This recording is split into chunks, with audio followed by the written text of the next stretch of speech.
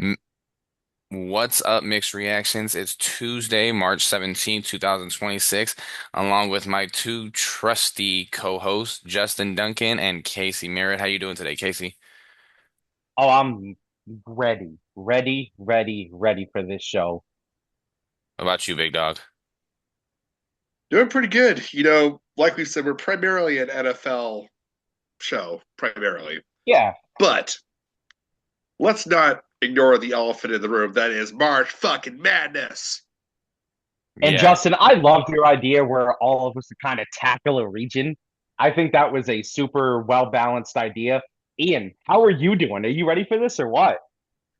The funny thing is, this is the time of year where people like myself who watch a good amount of college basketball throughout the year submit a bracket and there's like a fucking 13-year-old that knows nothing about it that ends up winning the whole group. My friend Jason Yeah. a few years back, shout out to him.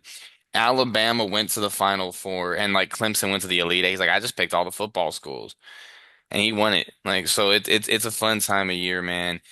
I'm excited. Obviously, UC Riverside, Central Arkansas, or USC are not in it, nor the main Black Bears. Syracuse didn't make it. So actually, that's kind of incredible that literally none of our teams made it. Yeah. But there's 330 something teams. So before we get on to the bracket, what was your guys's what did you guys do over the weekend? Like, what was the most fun sporting event you watched? That's how I meant to word it. It just didn't come. It came out fucked up. Probably Celtics. Uh, yeah, definitely the Celtics. That's my main focus right now is some Celtics basketball. But as I was saying, I want to get this kicked off here, boys, because Justin, I took the honor of the East region. Of And course you did. You took this, the region of death. look, this region is stacked. I mean, look at the top four seeds. You got Duke, UConn, MSU, and Kansas are the top four seeds. And you round out the top six with St. John's and Louisville, right? So the easy prediction is Duke, right? Obviously, they seem like they're the strongest team within this region, but there are some serious contenders. Hmm. There's a there is a lot going on into this bracket. And so a couple of things that I made note of personally was just a little bit of things that I think are going to be the best like first round matchups into this East region. And the matchups that I see are the most fitting and the reasons why. And then I kind of went into who I think is going to win. So the first matchup that I'm really looking forward to the most is eight seeded Ohio State versus TCU. Obviously, it's a classic coin flip type game.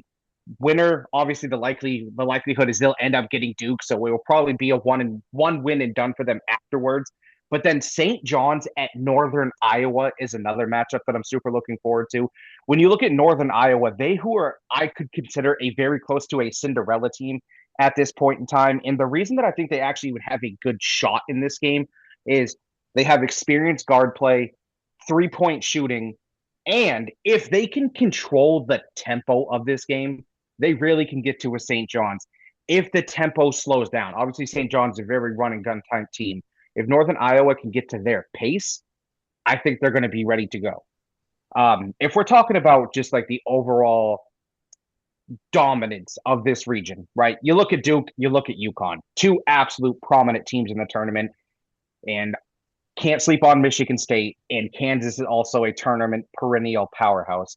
I think this could very well be the region that represents the national champion. So I was very happy to take the East.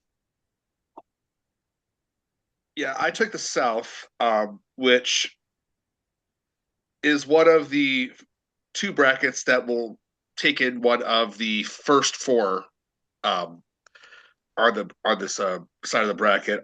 Specifically, Florida facing the winner of Lehigh and Prairie View. Um, in this one, you got really three bigger name um, teams. You got obviously Florida, and then you have Yeah. Houston. But you also have to contend with the fact that you also have Vanderbilt, who just upset Florida in the SEC semifinals, and you have perennial NCAA tournament darling. Well, I don't even call it darling, but they're always in it. North Carolina. Um, Looking at the brackets itself, I don't predict that this is going to be one that has anywhere close to a UMBC type exit for a top seed squad.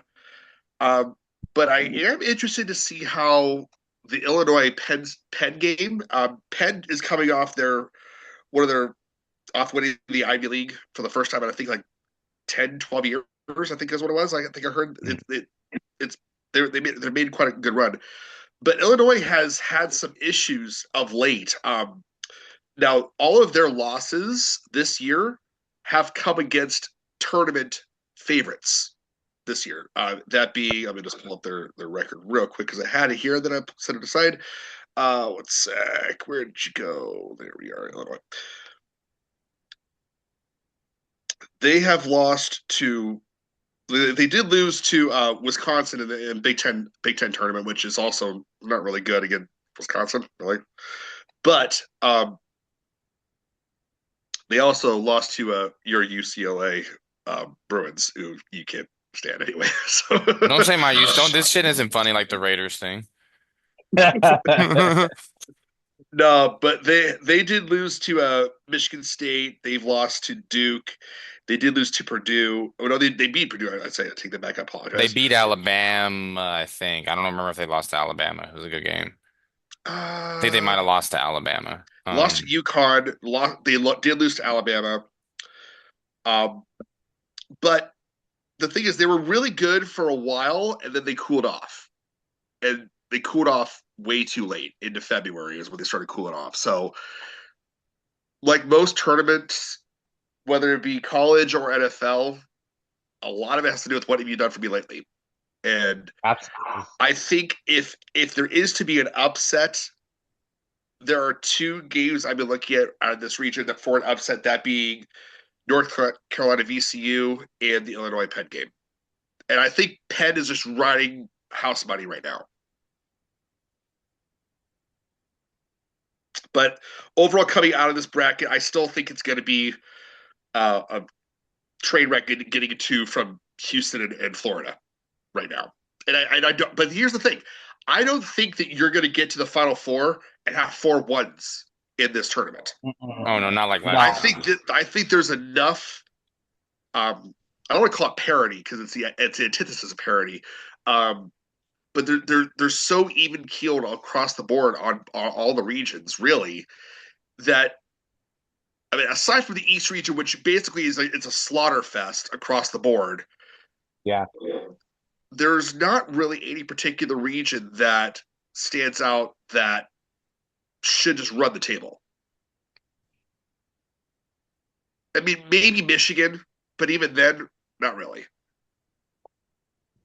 Yeah, and um, just going back to your bracket, that's a game that I was watching the Penn game when they played Yale this past week. TJ Power, I think what did he had 42 points. It was crazy. Yale ended up calling a timeout to let them set up their defense, but they ended up getting the guy who was red hot a look. I think Illinois is just too good. And I mean they have Wagler, Stojakovic is looking like a clone of his dad, and he has, some dribble moves. Ivasic averaging two blocks a game. I mean, honestly, I'm not gonna, kill you for the pick because every year in March Madness something happens that we don't expect, but I don't see that being the game. Some people are picking Cal Baptist in the East region to be upset. But I don't to get the upset, but I think Kansas is gonna That's a smack them. hard. That'd be a hard sell for me. Well, Not just to pull it upset. it all depends because when you look at California Baptist, right? Obviously, it's a fascinating storyline with them. They are still relatively new to this type of tournament style, but they got a guard named Dominique Daniels, who is a prolific scorer that could absolutely steal them a game. It's true. Riverside, California, that's where Cal Baptist is. That's UC Riverside's rival. What do you know? That's crazy. No, but when it comes to like the player I'm looking to stand out of the South bracket, Hmm. I'm looking right at Ruben Chidilo for Florida. He is averaging a double double at 11.5 points and rebounds per game.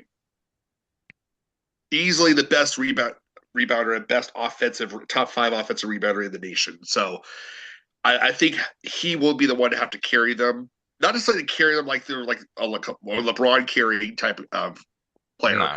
but how he goes, Florida will follow. Yeah, and obviously, I think the top player out of the East is without a doubt Cameron Boozer out of Duke. Cam Boozer and He might be the best player in the tournament. I mean, he's in the discussion. but his brother's no slouch. He's solid. No, but Cam's better. Cam's better. Yeah, Oh, Cam's gonna Cam be is a by and lottery large. pick. He's going to be the first. He's going to get his name sounded off in the first number overall pick. Really, I think at least he should. Yeah, he will But be. his brother shouldn't be very far behind. He probably like late Late I say first first mid to round. round. late first. Mid to late first, potentially early Cam second. Boozer's like Tim Duncan, it feels like, man. Like that dude's good and he's strong. Like he's a big dude. But it's gonna be a fun Do, tournament. do you think he was better than Cooper? No, I mean, I don't know, man. Cam Boozer, the numbers I'd have to put the numbers side by side, but let's not forget Cooper Flag. They did go to the Final Four and just forgot how to play basketball for a this is minute. true, and that's been Yeah. Duke's Achilles heel over the last 20 years or so. They get deep into the bracket, and then they forget how to play. When's the last time Duke won a natty? It was Oh, it was 9. 25th. They won It's been quite a while. 2015. Shit, how long has it been? Because hold on. 2016 was Villanova, 2017 was North Carolina, 2018 was Villanova, 2019 was have they won since the 2020s? They didn't win the COVID year. 2021 was Baylor, 2022 was fucking I'm checking that right now. Hang on a sec. was UConn. No, it wasn't UConn. 2022 was wow, man, no, fuck. I'm not gonna fuck this up. Who won I a got you. Hang on a second. Hang on. no, I got this. Kansas 2022. And then UConn won 2023. Yes, last time Duke won 2023. was 2015. It's been Yeah. 11 years because they went to the Final Four in 2022, but North Carolina beat them in Coach K's last Hmm. game. Right. Um, that's I mean, honestly, the East region is the region of death. The South region, before I kind of get onto the West, that's gonna be a good one as well. North Carolina, obviously, they're without Caleb Wilson. A game that I was actually looking at was Troy versus Nebraska. Troy's been in some good games with some good competition this year. Um, St. Mary's people are kind of on the fence about that. Illinois Penn game's a 3-14. A Vanderbilt, I mean, I like them to make a deep run. We all love McNeese's I mean, manager, but I don't Vandy think just beat the snot out of Florida a couple weeks ago. they're balanced too. Vanderbilt's a pretty balanced team. But it's going to be a fun one, especially I mean, the one region, because we don't have a fourth person, so I guess we'll kind of be covering the Midwest collectively. That has some good matchups too. But the West region, it's going to be some good matchups, some interesting storylines, kind of going into. I mean, Arizona's going to blow out LIU. Utah State, Villanova. I was going back and forth on that one. Utah State does a good job of taking care of the ball. They just won the Mountain West tournament. Um, and they force turnovers. Miami over Mizzou. That could be just kind of a pick 'em game. The Queens Purdue game. Maybe I'm biased because I've watched them a few times this year. They've eclipsed 100 points 4 times. Queens has. They just had a dude who buried 10 threes in their conference championship game. So they're a pretty good team. They're versatile. Oh, I'm tripping. I put Friday on top of it. That's why I was like, where's the rest of the games? A lot of people think Arkansas is going to lose. I don't think so. BYU's missing one of their best players, but I still think they're going to be good. But I'm just kind of reading off my notes here. But just as far as to summarize this region, I think it's going to be a lot about star power. You have the SEC Player of the Year, Darius Acuff from Arkansas, AJ Debanta. He's probably going to go number one overall. Arizona's just a really well balanced team. Um, You and then just with said Cam Boozer is the number one. I don't know if I said he. Well, did I say he was going to go number one? I said he was going to go top. Maybe I did contradict myself. It's not going to be a runaway. Somebody might. It could be either or. So I might have said one It thing. could also depend on who stands out in the tournament this time. Absolutely. Wisconsin's not a lot. A popular upset pick is people are picking High Point to go out and beat Wisconsin. We've always known Wisconsin to be that slow, drag it out team. They're the third highest scoring team in the Big Ten. So I just think they're too good. Arkansas, I mean, Hawaii has a good team, but I mean, let's be real. They played in the Big West. I mean, Arkansas has multiple guys, not only Acuff, they have Billy Richardson, Brazil. I mean, he's going to be uh, I think it's going to be a big factor. Brazil is when they go and play Arizona. Him and Koa Pete. Arizona, I think is good. We'll save the rest of the bracket for later, but that's gonna be a good just a good bracket all the way through. Yeah. Arizona, a team west of the Mississippi hasn't won since '97 when Arizona did, or I think '97. Wow, has it really been that long? Big Ten team last one when Michigan State did it in 2000. What bracket are they in? Because I haven't heard nobody. One Michigan of you guys State's did they're in the East. Michigan.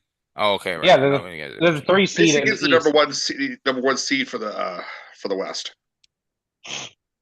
Yeah, my MSU is the three Midwest. I'm seed. sorry, Midwest. But that bracket's got. I'm just looking at it. You got Michigan State. You got Iowa State. Michigan. You got Iowa State. You got Georgia, and there was another Alabama Hofstra. I think Alabama. I think Hofstra has a chance. I don't know. Alabama, one of their guards just got kicked off the team. Kentucky's in that bracket too, with Michigan and Tennessee, I think Santa Clara pulls that upset over Kentucky. Texas Tech. I mean, a lot of big school names that you think of like for college football necessarily, but not always for college basketball. I mean, obviously Kentucky you think for basketball day in and day out. Um, but Virginia also, they've got their own trouble past. I think Akron has a chance too. If I'm not mistaken, Texas Tech is without JT Toppin. Virginia, man, they're a team like I've bet on them a few times this year. Like they're really good at times, and then other times they just can't get it going. It doesn't matter who they're playing. So Yeah, JT Toppin, to answer your question, JT Toppin is done with the season ending knee injury. got you. So that's gonna be tough. And then the Final Four this year is in. Oh, I love when it's in Indianapolis. It just feels like basketball should be there. Oh shit, we play The Venezuela other thing tonight. we should also mention about that region, this also Uh-huh. holds if assuming they make it through the first four, um, Miami, Ohio. Thank you for bringing that up. That's a good one. So Now they're a controversial team because obviously, if you go by record alone, they should absolutely be in without question. But everyone, and I mean literally, basically everyone is questioning, of course, their strength of schedule, and so I don't foresee them doing any type of Cinderella type move where they make it to a Sweet 16, Elite Eight. I don't see that with the Miami of Ohio. this sounds strikingly familiar. Am I hearing deja vu here? This they're calling a team of schedule. You said the same fucking thing about the Patriots. Yeah, and then when they faced a real opponent, they got annihilated. Well, they faced four real opponents, and the last one kicked their ass. No, they faced a team with no offensive line. They faced a team that had the worst quarterback performance in playoff history. Then they faced the backup quarterback. Then they played a real team and got fucked up. SMU is a 7.5 point underdog in the play-in game. They're probably not even going to make it to Thursday or Friday. Probably not. I mean, it's tough, man. I mean, I get it. I mean, when you go that's impressive regardless. I know it sounds cliche, but that's impressive regardless. To win that many games and not have a single Yeah. slip up and take everybody's best shot for the last month and that. But they were literally like the 344th strength of schedule, and they just got beat by the eighth seed in their conference tournament. That's true. But I mean, who are you going to put in over them? A team like Auburn, who I don't even think they had a winning record in their conference. I've been watching it all day. Put in the Maine Black Bears. Ace Who won that Flag. conference? UMBC, I think. I Yeah, think they beat UMBC. Vermont. UMBC No. is in that did win the American East Conference. However, UMBC is getting their shit pushed in by Howard, 63-51 right now, just about 5 minutes into the second half. Damn, I picked UMBC. Thankfully, I didn't.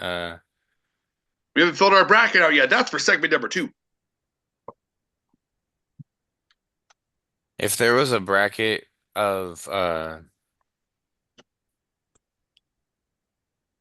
animals you've ever had, do you think you could complete like a bracket? I'm not That's saying like like what? Nice. That I've had? No, because I've only had like 2. Are you talking about like of pets? yeah, could you like put them in a can you remember all the pets you've had? I guess I'm asking. I've had a Yeah, of bunch of course. pets. I could be like the fucking March Madness rest 64 teams. Have like Yeah, 12 Freddie, cats that's your competing. damn cat, Pat. Yeah. Would be the one seed. Get me. The one seed. The 16 seed is a newspaper on the snout. But yeah, man, it's gonna be fun. I got approved off Thursday, man. Every year they deny me because I do it way too late, which is my own damn fault. They deny me off Friday. I'm not gonna, but I'm off Thursday, so it's gonna be some day drinking and it's gonna be Yeah, I might fun. be doing some of that in April. Probably going For down to Florida. well, you could day I will drink be before then. I will be heading to New York in June. Casey and the Big Apple. Sounds like a book. What part of Florida are you going to? Uh, near Naples and Tampa. Florida's so fucking big, bro. It is Does Tom big. I Brady mean, honest to God, it took an entire day to drive from Orlando down to Boynton Beach, which is just a little bit outside Fort Lauderdale. My grandpa lives Entire in freaking day. Melbourne. Are you gonna find Tom Brady's house in Tampa?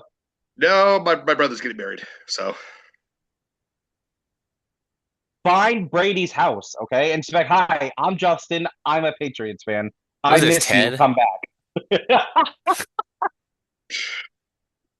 You know they have like a show, I think, Ted show, right? there is a show. There is one. I haven't watched it, but there is one. I've seen some I've clips of seen it. I saw the first season of it. There's a second season out now. The first season was actually pretty funny. It's like that scene of I think it was that the second Ted movie where it's like we need to find a sperm donor. Who are we going to get to do it?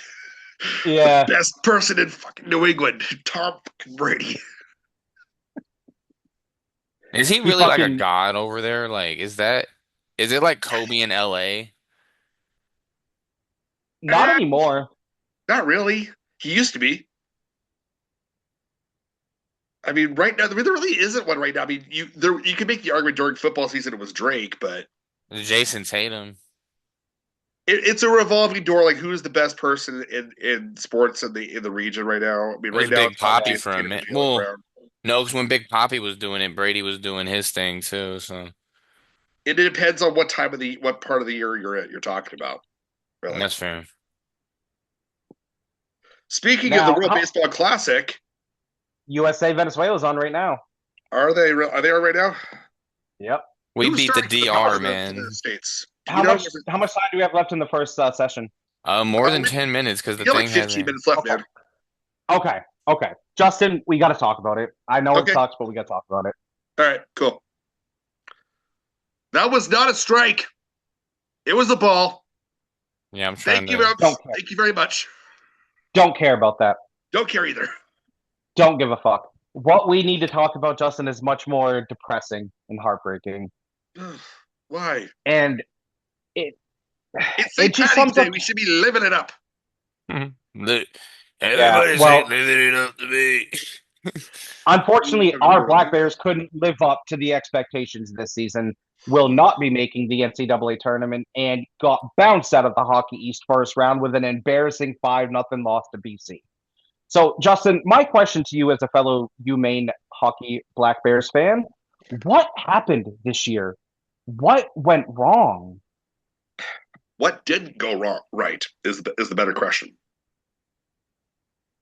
It's it's one of those things that it drives me up a wall to see, and it relays a message that they say in sports so often, and it's hard work will beat talent when talent doesn't work hard. Because this is the most talented main team they've had in 15 years. On paper, yeah, Well, probably the hockey. most, maybe easily the most talented in the last 13, 14 years, at least. So I have a cousin who has a pretty good insight and a pretty good source within Maine hockey. Um, and there was a lot of locker room division this year. A lot of guys did not like each other. Yep. And the Justin Poirier undisclosed injury was more of a locker room cancer injury than a physical injury. A lot of guys didn't like the way he played without the puck. They didn't like his attitude on the ice. He thought he was better than everyone. And he really, from my understanding, didn't have that many friends in the locker room. Sounds like you need to hit the transfer portal there, shithead. Yeah, it's from my understanding from the source that I heard from, it's almost a guarantee Poirier will not be back with Maine next year. Which is a shame because he's very talented. Yes. Yes, he is. But But what happened to the Hawks and Mighty Ducks? Very You have true. all the talent and you shit the bed. I've learned that more and more watching sports as I get older. If you can't be the right player, you're not good enough unless you're Wayne Gretzky, which you're not. You have to be able to fit into a system. I'm just generally speaking. You No, have to no, be you're the right right. player. And so from the source that I have, who, like I said, very in tight with Maine hockey, a lot of the locker room division guys came from freshmen and newer recruits versus upperclassmen and old heads that have been there. No, They that doesn't couldn't surprise me, of course, they because they brought couldn't in all the freaking cake eaters. they couldn't see eye to eye. They did a lot of finger pointing, refused to place blame, didn't want to play on lines together. And eventually it got to a point where Ben Barr basically had to almost swallow his pride in his game plan and I'm not saying put friends on lineups, but people he knows could work together on lineups because there were people who he knew stylistically wise could work really well together, but could not see eye to eye on the ice. It almost sounds like locker room politics got in the way. Yeah, it did. And To, I'm to sorry. me, what it sounds like is the newcomers slash transfer portal guys were saying, hey, we're the next up. We're up in here. You guys take your back seat. We'll take it from here. And the upperclassmen were like, nah, we just won Hockey East title last year. We were in the tournament. You learned from us. And they just kept kept clashing. You know, and on the if you think about it from an objective perspective, either side has a valid argument. Yeah, they do. They do. I get it. I mean, the underclassmen and incoming transfer portal recruits are on paper vastly better talented than the upperclassmen. Not even close. But those transfer portal recruit and junior hockey recruits, all they know going into this year was look out for number one. Yep. They do not have a concept of playing as a team. They look and say, I know where my trajectory is looking. I need to get there as quickly as possible. I need to look out for number one. And that Yep. boiled over throughout the entire friggin' season. Yeah, and it was very evident from I'd say midway through the point of the season that they weren't developing as a They weren't team. a team. They were a collective group of players of hockey players, but they weren't a team. Look, it's the same thing that happened to BU this year. They had 18 draft picks on the lineup and barely finished above 500. BU was probably the most talented team in the nation and barely finished above 500. And they got trounced too. So it's But I think Merrimack, of all teams. I'm hoping Barr goes back to I don't want to say the old style of recruiting, but I hope he looks for certain players that he knows are going to gel well together rather than just going for the best individual player. He got lucky when he got Bradley Nadeau because Josh came with him and they had a vibe that worked. And you could argue that it worked with Taylor McCarr too, because obviously his brother was already in the NHL and he just wanted to come to an environment and win. But when you're picking up these freshmen that are just trying to be one and done, it's not the right success for a college hockey program right now. It's really not. And I will say there are a couple players, and I'm curious who you think of the freshmen who came in this year, the higher echelon talented players. Who do you think should stay? I think we're both on the same page. I think Poirier needs to go, should go, Poirier's probably gone. will go. Yeah, Poirier has to go. If you would have asked me this 2 months ago, I would have said I want Peterson gone.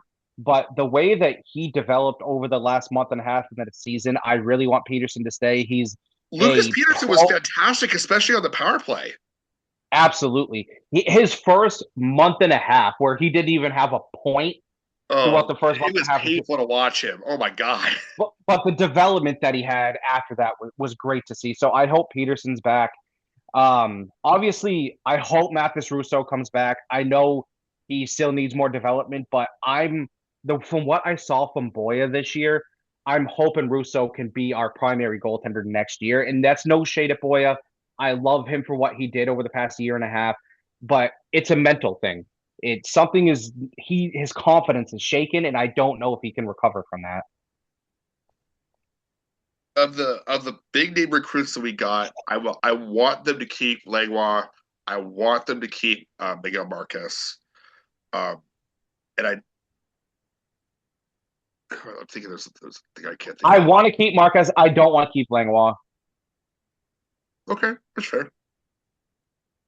He's when you talk about look out for one, Well, I'm he thinking Lipinski. Sorry, Lipinski, not Langlois.